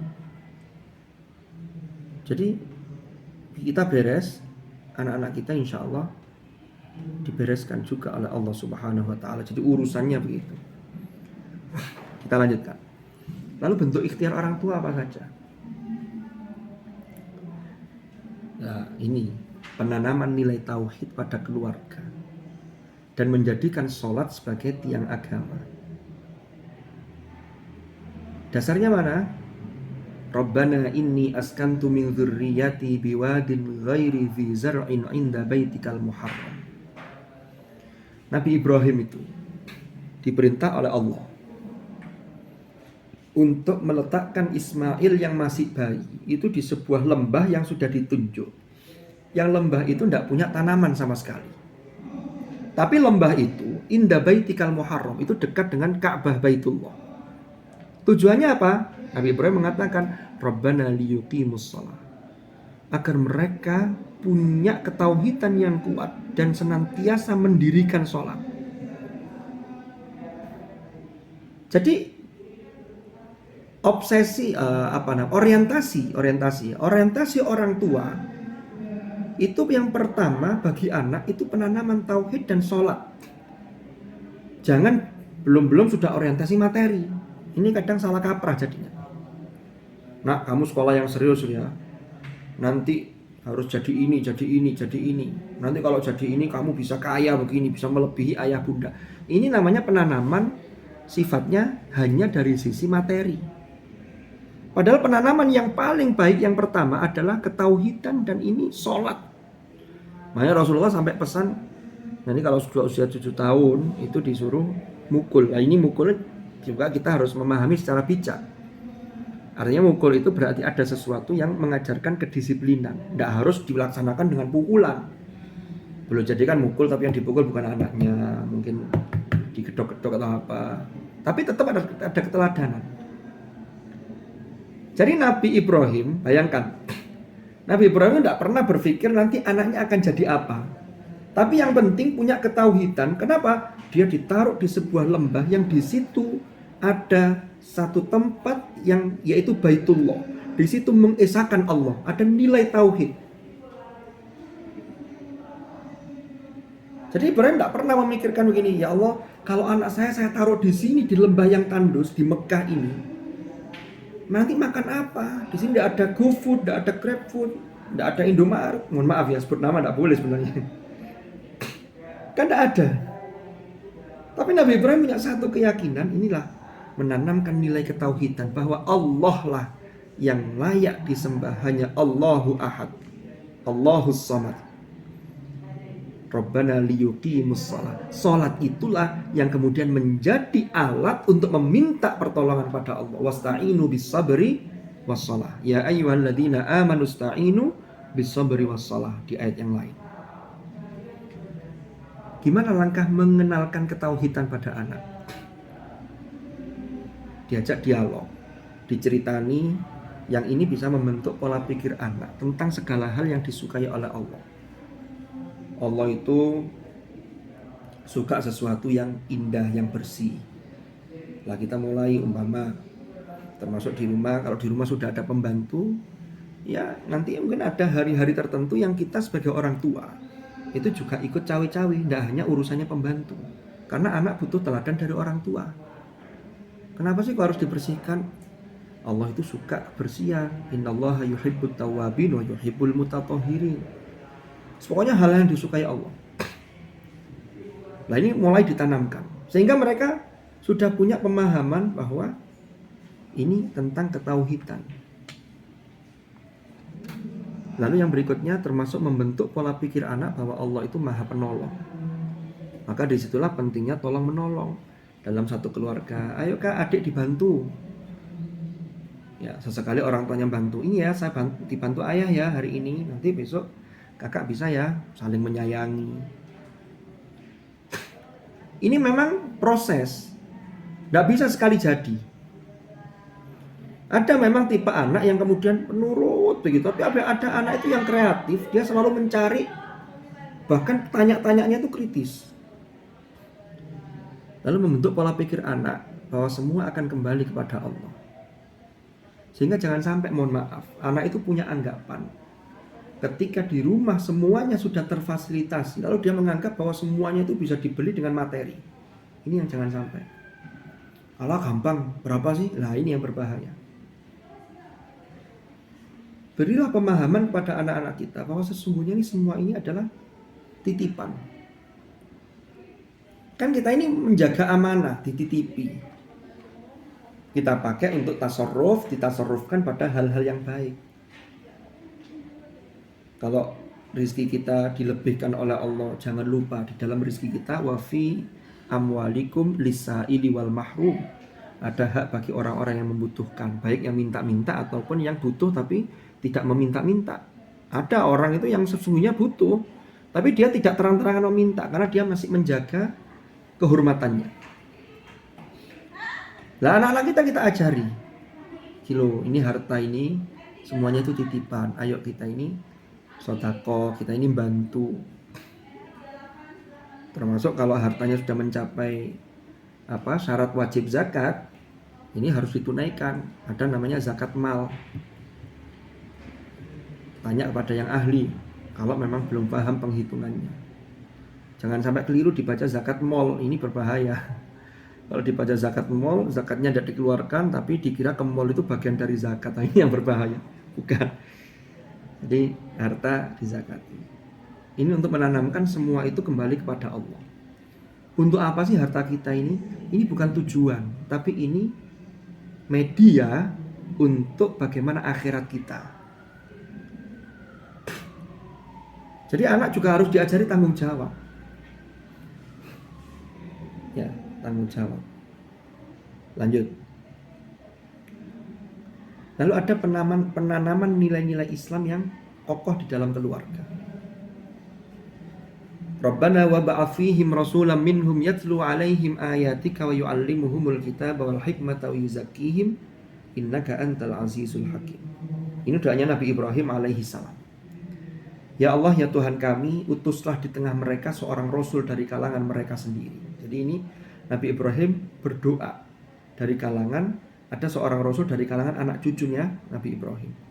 Yang mana tugas seorang rasul itu membacakan kepada mereka, termasuk kepada umat, itu ayat-ayat Allah, ayat-ayatmu. Mengajarkan kitab dan hikmah kepada mereka dan menyucikan mereka. Ini sebenarnya senada dengan tugas misi rasul. Kalau kita lihat di dalam surah Al-Jumu'ah ayat 2, huwallazi ba'atsa fil ummiyina rasulan minhum yatlu 'alaihim ayatihi. Bedanya kalau di Al-Jumu'ah itu didahulukan yatlu 'alaihim ayatihi wa yuzakkihim, baru wa yu'allimuhumul kitaba wal hikmah. Kalau di ayat ini itu setelah yatlu 'alaihim ayatika yu'allimuhumul kitab didahulukan, baru yuzakkihim. Ya. Ini termasuk tugas orang tua, tugas para guru dalam konteks ini. Tugasnya, karena guru, orang tua para kiai, para ustadz itu melanjutkan misi Rasulullah Sallallahu Alaihi Wasallam. Yatlu alaihim ayati, membacakan kepada mereka, kepada umat, termasuk yang paling dekat umat itu yang sedang kita bimbing adalah anak-anak kita, santri-santri kita, anak-anak didik kita di lembaga kita. Maka dibacakan kepada mereka ayat-ayat Al-Quran. Pesannya, membacakan itu bisa diajarkan kepada mereka. Bisa juga membacakan itu anak kita, baik anak didik atau anak kita, putra-putri kita, itu kita bacakan ayat-ayat tertentu yang ini berisi perlindungan untuk anak-anak kita. Kita mohon perlindungan kepada Allah. Lalu kita biasakan juga. Umpama kalau di rumah sudah terbiasa di setel murotal, kalau di sekolah juga begitu. Nah di rumah itu murotal dibiasakan. Apalagi kalau orang tuanya yang membiasakan membacakan ayat-ayat suci, ini kesannya jauh lebih kuat bagi anak-anak kita. Jadi ini harus mengupgrade. Wa yuzakkihim, ada tazkiyatun nafas. Jadi ada mensucikan mereka. Ya tentunya kalau Al-Quran yang pertama mensucikan dari kesyirikan, berarti ketauhidan yang diunggulkan di sini. Lalu menyucikan dari penyakit-penyakit hati yang lain. Ini proses. Mereka terus diingatkan. Anak-anak itu kadang suka ketika di hadapan temannya memamerkan apa. Ini tetap ditanamkan. Bahwa kalau itu dikaitkan, bahwa kalau itu ada kesombongan, maka itu tidak boleh. Kan tadi sudah diajarkan bahwa semua itu sesungguhnya adalah titipan Allah. Lalu wa yu'allimuhumul kitab wal hikmah, mengajarkan pada mereka kitab. Kitab ini berarti sudah isi kandungan dari kitab suci. Kalau yang kita berarti kitab suci Al-Quran. Lalu setelah mengkaji isi kandungannya, hukum-hukum yang ada di dalamnya, mereka menjadi orang-orang yang diberi hikmah oleh Allah, sehingga menjadi orang yang bijaksana. Karena puncak dari ilmu, mereka belajar apapun, yang paling puncak adalah ketika mereka sudah bisa memetik hikmah. Yu'til hikmata may yasha wa may yu'tal hikmata faqad utiya khairan katsira wa ma yadhakkaru illa ulul albab. Sekarang kita lanjutkan. Jadi kembali ke Nabi Ibrahim tadi. Ketika berdoa fabasyarnahu bi ghulamin halim, ketika doa Rabbi inni wa qala inni dzahibun ila rabbi sayahdin. Lalu diberi anugerah fabasyarnahu bi ghulamin halim. Saya kembali ke yang tadi ya, saya lanjutkan lagi. Itu ayat lanjutannya kan falamma balagha ma'ahu sa'ya qala ya bunayya inni ara fil manami anni azbahuka fanzur madza tara. Nabi Ibrahim membuka ruang dialog kepada putranya. Ini luar biasa.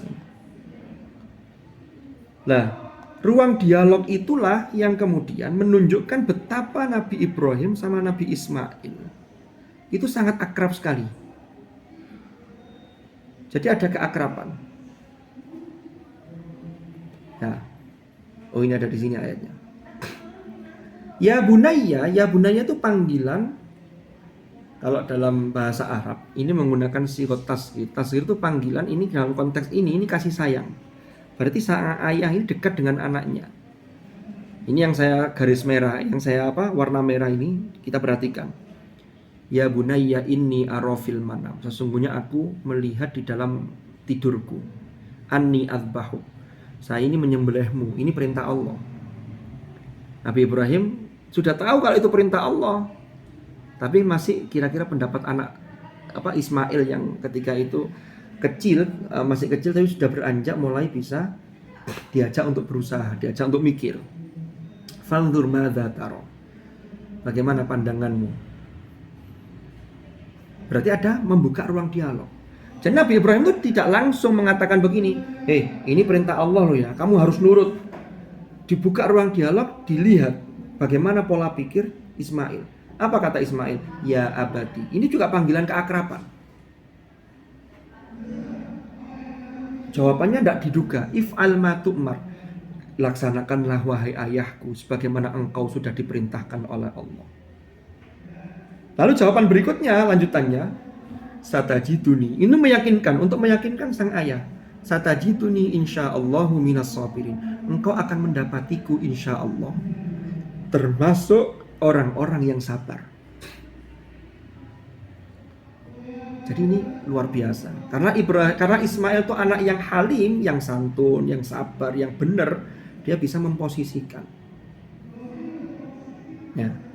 Jadi ini menunjukkan ada keakraban yang luar biasa antara ayah dan putranya. Yang menarik, ini kemarin baru saya sampaikan di mana, di sini ya. Ini dari redaksi Al-Qur'an yang bisa kita petik hikmah. Ngeten. Gini. Nabi Ismail dalam ayat ini itu kan mengatakan satajiduni insyaallahu minas sabirin. Insyaallah engkau wahai ayahku akan mendapatiku termasuk golongan orang-orang yang sabar. Jadi Ismail ini memasukkan dirinya dalam golongan orang-orang yang sabar. Berarti ada komunitas. Dengan bandingkan dengan ayat yang ada di dalam surah Al-Kahfi. Ketika kisah Nabi Musa dengan Nabi Khidir. Singkat cerita, Nabi Khidir kan memberikan syarat ketika Nabi Musa itu mau belajar kepada Nabi Khidir. Syarat itu Nabi Khidir sudah mengatakan, qala innaka lan tastati'a ma'iya sabra. Ya. Wa kaifa tasbiru ala ma lam tuhit bihi khubra. Intinya Nabi Khidir itu mengatakan begini, kayaknya sampean ini akan tidak bisa sabar nih ikut saya. Musa ngomong ke Nabi Khidir, qala satajiduni insyaallahu sabira. Engkau akan mendapatiku sebagai orang yang sabar. Bedanya dengan ayat ini yang dalam As-Saffat ayat 102, Nabi Ismail mengatakan insyaallah minas sabirin. Kalau Nabi Musa insyaallahu sabira. Insyaallah saya akan sabar. Berarti kalau sabira, saya akan sabar, itu disandarkan pada dirinya tapi tidak disandarkan kepada komunitas. Sehingga pesan implisitnya dalam Al-Qur'an, betapa komunitas itu bisa menunjang kesuksesan dan keberhasilan seseorang. Kita ada komunikasi kayak begini, ada komunitas Zoom, ada komunitas, ini akan bisa menunjang. Kita yang lupa akan teringat kembali, kita yang kemarin khilaf akan sadar kembali. Kita lihat, Nabi Ismail sukses. Inna hadza lahuwal bala'ul mubin. Wah, itu ujian yang berat, yang sungguh nyata. Wa fadainahu bidzibhin azim. Di ayat-ayat berikutnya itu kami ganti dengan sembelihan yang besar. Apa yang terjadi pada Nabi Musa? Nabi Musa ternyata dalam konteks ketika belajar ke Nabi Khidir, karena tidak menyandarkan kepada komunitas, Nabi Musa gagal dalam konteks ini. Sehingga diuji dengan 3 ujian. Naik perahu, dilubangi, tanya, protes. Ketemu anak kecil, dibunuh oleh Khidir, protes. Ya kan, ada pagar atau tembok yang roboh, diberdirikan lagi oleh Khidir, protes lagi. Terakhir kata Nabi Khidir, hadza firaqu baini wa bainik. Sudahlah, ini perpisahan antara diriku dan dirimu. Kenapa? Karena Nabi Musa tidak menyandarkan pada komunitas. Makanya kita kalau menjadi orang tua yang baik, ini kalau belajar sendiri bisa, tapi mungkin butuh waktu yang lebih lama. Kalau kita sering ikut majelis-majelis ilmu, lalu kita berusaha mempraktekkan, lalu diingatkan terus begitu, ini insya Allah kemungkinan suksesnya itu jauh, peluangnya lebih besar. Nah, sekarang ke menanamkan rasa syukur yang tinggi. Kalau tadi ini kan saya loncati adanya keakraban dan dialog termasuk dalam menghadapi permasalahan. Jadi jangan jadi orang tua itu juga harus terbuka, jangan eksklusif. Anak kita juga butuh kita dengarkan. Jangan sampai ya hanya kita yang harus didengarkan. Tapi beri kesempatan anak kita untuk menyampaikan sudut pandang mereka. Itu kadang-kadang juga kita harus meletakkan ego kita. Aduh. Tapi itulah orang tua. Yang pembelajaran kita sebagai orang tua pembelajar itu yang tidak ada pernah terhentinya. Allah berfirman di dalam surah Ibrahim yang mengutip menceritakan doa Nabi Ibrahim. Jadi doa Nabi Ibrahim itu faja'al af'idatan minan nas. Setelah Rabbana liyuqimus shalah tadi yang di atas tadi, faja'al af'idatan minan nas tahwi ilaihim warzuqhum minas thamarat la'allahum yashkurun. Barulah Nabi Ibrahim meminta agar hati orang-orang itu afidatan minas tahwi. Tahwi itu punya kecenderungan ilaihim, kepada anak cucu kami. Kalau sudah begitu, maka anak-anak kita tidak akan khawatir. Warzuqhum minaf thamarat. Tapi yang paling penting penanamannya di sini adalah la'allahum yashkurun. Nabi Ibrahim berharap mudah-mudahan anak cucunya itu menjadi pribadi-pribadi yang senantiasa bersyukur. Ini menanamkan rasa syukur yang tinggi. Jadi semua itu pasti kalau kita lihat ayat-ayat Quran. Kalau tadi ya kita sudah mengkaji tentang ku anfusakum wa ahlikum naro. Kan diri dulu. Nabi Ibrahim ternyata juga begitu. Ketika meminta anak cucunya itu rajin sholat, didahului dirinya. Rabbi ja'alni muqimas sholat. Ya Allah, jadikanlah aku ini sebagai orang yang senantiasa mendirikan sholat. Baru wa min dzurriyyati. Baru anak-anaknya, baru anak cucunya, baru keturunannya. Nah ini. Nah sekarang catatannya, mengenalkan agama dengan ritual itu penting. Tetapi penanaman nilai-nilai agama bagi anak diperlukan keteladanan dan pembiasaan dalam keseharian. Mohon maaf, tidak cukup hanya dengan instruksi. Ayo begini, tidak cukup. Ya, jadi ini tanggung jawab orang tua. Karena anak-anak kita itu ya tanggung jawab kita orang tua.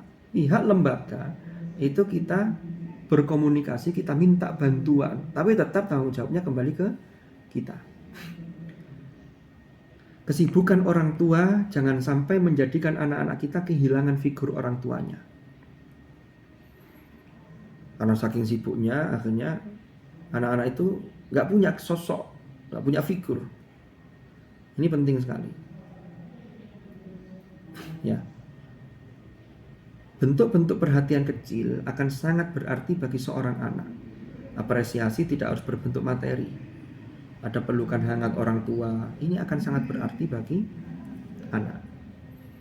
Saya kira panjenengan sudah pirsa lah semuanya terkait dengan ilmu parenting terkait dengan ini. Ya, bahkan Rasulullah itu ke anak kecil, termasuk ke cucu beliau, ke putri-putri beliau, itu luar biasa perhatiannya. Masa depan anak pada dasarnya adalah tanggung jawab orang tua. Maka diperlukan dalam tanda petik jalinan komunikasi yang baik antara orang tua, si anak, guru, dan juga lembaga pendidikan. Tapi paling penting itu dasarnya itu adalah tanggung jawabnya orang tua. Sehingga di sini ada jalinan komunikasi. Mengapa di sini saya beri tanda petik? Karena jalinan komunikasi itu bisa bersifat zohiriyah atau batiniyah, batin. Kalau yang zohir, ada komunikasi yang baik. Orang tua nanya, gimana perkembangan putra-putri saya di sekolah? Oh begini, kemampuan ini sudah jalan. Yang kurangnya di mana dari pihak sekolah ini? Orang tua menyampaikan, kalau anak saya di rumah itu sering begini, gimana ya? Karena ini saling terkait. Kadang dalam beberapa hal, anak itu nurut ke gurunya. Kalau dibilangi guru itu sekali gitu, langsung kata guru saya gini kok, gak ada yang begitu. Lalu ada jalinan komunikasi yang bersifat batin. Itu pertama, kepercayaan dari orang tua kepada sebuah lembaga. Kalau ini saya percaya dengan lembaga ini, maka ada kepercayaan yang luar biasa. Pihak lembaga juga sama. Sudah dipercaya, maka menunaikan amanah dengan sebaik-baiknya. Lalu jalinan komunikasi yang tidak boleh ditinggal itu strum itu ya. Aliran listrik secara batin. Kalau anak-anak kita masih usia SD, mereka memang diajarkan untuk berdoa, diajarkan ini dan seterusnya. Tapi bagaimana ngecas mereka itu melalui doa, melalui takorrubnya orang tua, guru, pengelola lembaga. Ini sangat berpengaruh kepada anak-anak didik kita.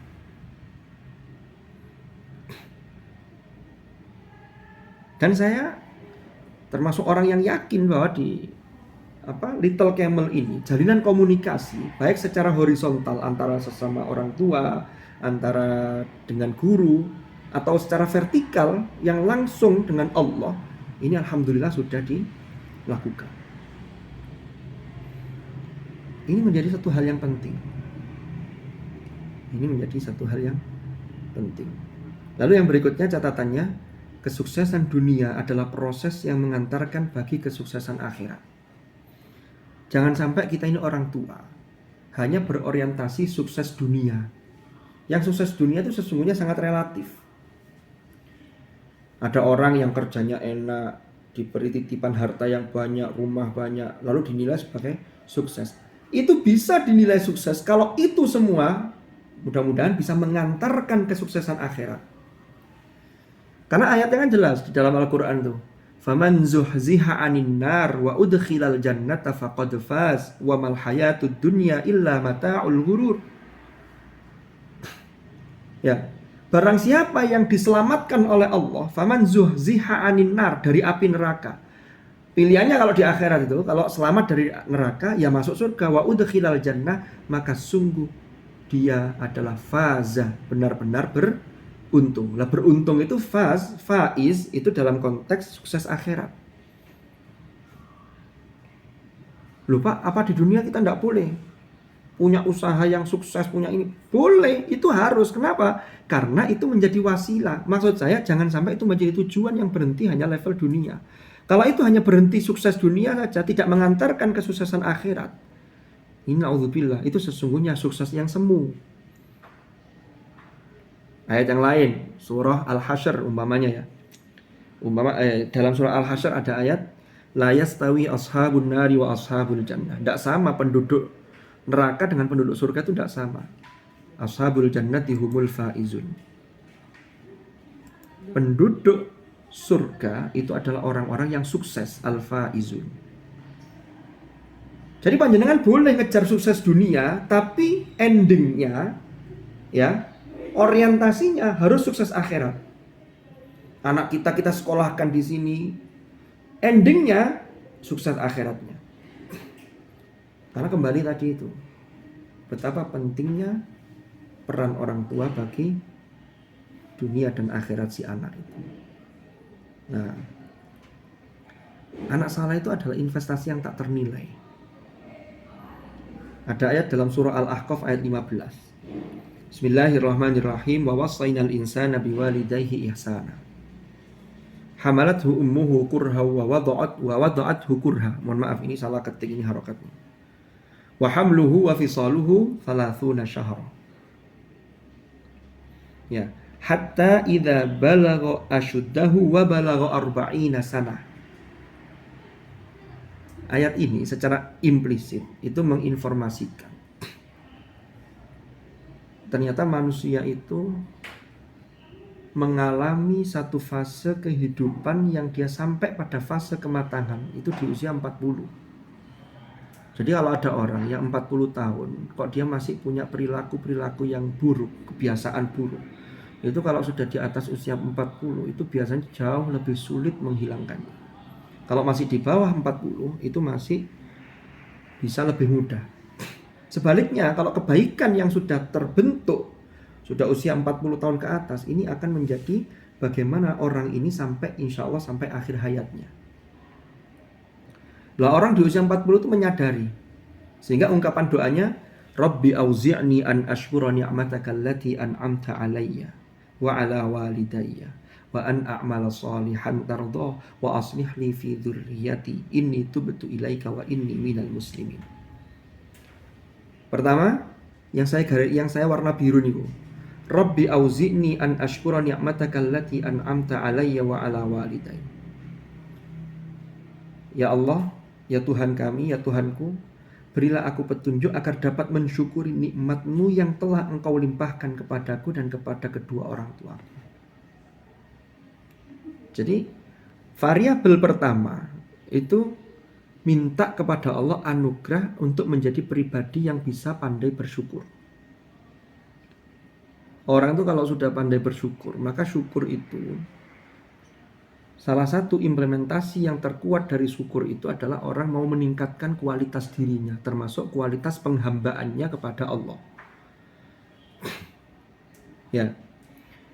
Lalu yang kedua, tidak hanya dirinya, tapi juga mensyukuri nikmat yang dianugerahkan kepada orang tua kita, sehingga orang tua kita itu bisa mendidik kita.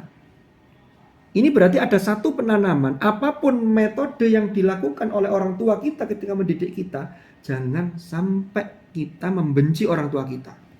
Umpama, secara parenting, pendidikan orang tua kita, kan kita itu tidak sama antara satu sama lain. Antara suami dan istri saja, dari orang tuanya itu sudah beda pola pengasuhannya. Tapi yang tidak boleh itu begini, was biyen iku opo nyalahno orang tua. Sudah, tidak usah nyalahkan. Tapi bagaimana kita ini fokusnya memperbaiki agar nanti anak-anak kita tidak memperoleh pengasuhan seperti yang kita peroleh. Itulah yang saya bahasakan di depan tadi. Kita yang bawa ransel ini mau nggak melihat isi ransel kita lalu meletakkan yang tidak baik, lalu mengisi ransel kita untuk sangu kita ini diisi yang baik. Itu. Wa an a'mala sholiha. Nah, lanjutannya wa an a'mala sholihan tarudhah. Kita meminta kepada Allah agar dapat berbuat kebajikan amal soleh yang engkau ridhoi ya Allah. Ternyata amal soleh itu tidak semuanya diridhoi Allah. Ada amal yang kelihatannya baik tapi Allah tidak ridho. Na'udzubillah. Lah yang menarik berikutnya ini. Wa aslih li fi dzurriyyati. Wa aslih fi dzurriyyati itu maknanya bisa begini, para hadirin dan hadirat. Dan berilah aku kebaikan yang akan mengalir sampai anak cucu kita, anak cucu saya. Jadi kesalehan seseorang itu akan berdampak kepada anaknya, akan berdampak kepada cucunya dan seterusnya. Ya. Kalau tidak percaya bisa dilihat tafsir dalam surah Al-Kahfi ketika kisah Nabi Khidir, ada tembok yang roboh lalu diberdirikan. Wa ammal jidar fakana ghulamain yatimain wa kana tahtahu kanzul lahuma wa kana abuhuma sholihah. Loh ini. Mbahnya itu orang soleh. Jadi kesolehan akan berimbas kepada anak cucu. Atau dalam penafsiran yang lain, wa aslih li fi dzurriyyati itu adalah keturunan-keturunan saya, keturunan-keturunan kita itu bisa memberikan satu hal yang positif bagi kita ketika kita menghadap Allah. Berarti menjadi anak-anak soleh keturunan kita ini. Dimulai dari usaha. Kenapa? Karena untuk menjadikan anak soleh itu dimulai dari mensolehkan diri kita, dan itu butuh perjuangan yang luar biasa. Sehingga Allah mengapresiasi. Wa aslih li fi dzurriyyati. Lanjutannya, inni tubtu ilaika wa inni minal muslimin. Jadi apapun yang sudah lalu ya Allah, kalau ada keburukan-keburukan, maka aku bertaubat kembali kepadamu ya Allah, wa inni minal muslimin. Ya. Lalu modalnya apa untuk bisa melakukan hal-hal yang sudah kita bahas tadi? Ternyata modalnya itu cuma satu, sabar. Ayatnya apa? Wal yakhshal ladzina law taraku min khalfihim dzurriyyatan dhi'afan khafu 'alaihim falyattaqullaha wal yaqulu qawlan sadida. Dan hendaklah takut kepada Allah orang-orang yang sekiranya meninggalkan keturunan-keturunan yang lemah, generasi setelah mereka. Dan mereka khawatir terhadap generasi itu. Oleh sebab itu, dalam Al-Quran kata kuncinya dua, ya kan? Falyattaqullah, hendaklah mereka bertakwa kepada Allah, dan hendaklah mereka berbicara dengan tutur kata yang benar. Loh ini loh. Bertakwa kepada Allah berarti apa? Mengupgrade kesalehan kita, mengupgrade mana yang baik-baik untuk kita. Ini harus kita dulukan. Lalu yang kedua, ada tutur kata yang benar. Tidak melakukan dusta. Tutur katanya sesuai dengan perilaku yang kita lakukan. Ini memang berat dan butuh perjuangan.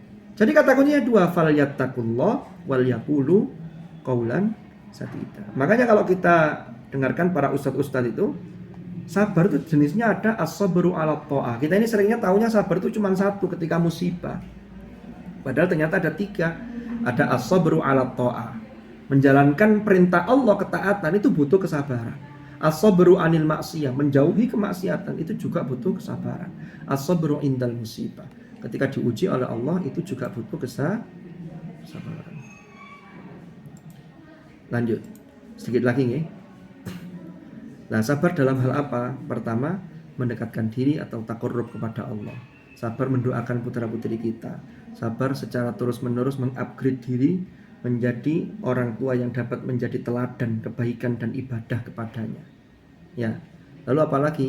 Sabar mencari ma'isyah atau penghasilan yang halalan thayyibah Untuk apa? Untuk memenuhi kebutuhan keluarga, termasuk kebutuhan putra-putri kita.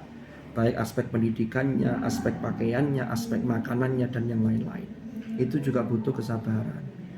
Mendampingi putra-putri kita dengan segala dinamikanya, itu juga butuh kesabaran. Memberikan perhatian yang berangkat dari hati kita, itu juga butuh kesabaran. Karena kadang kalau sudah kerjaan numpuk itu, kita mendampingi itu, memperhatikan itu hanya faktor luarnya, tapi hati kita tidak. Itu kadang anak itu terasa begitu itu. Itulah uniknya anak-anak kita dan lain-lain. Terakhir, sebelum kita akhiri, ini ada satu ayat.